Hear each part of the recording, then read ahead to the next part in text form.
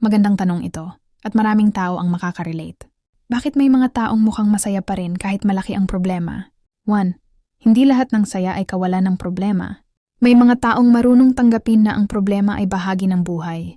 Hindi sila masaya dahil wala silang problema, kundi dahil natutunan nilang mabuhay kahit may problema. Iba-iba ang paraan ng pagharap.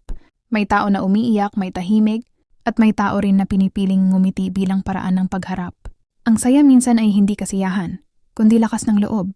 Stress may pinanghahawakang pag-asa. Kapag ang tao ay may pananampalataya, pangarap, mahal sa buhay, o malinaw na dahilan kung bakit kailangan niyang magpatuloy, nagiging magaan ang loob kahit mabigat ang sitwasyon.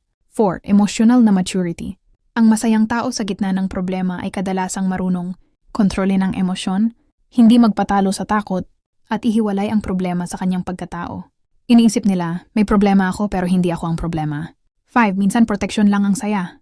May mga tao ring masaya sa labas pero may bigat sa loob.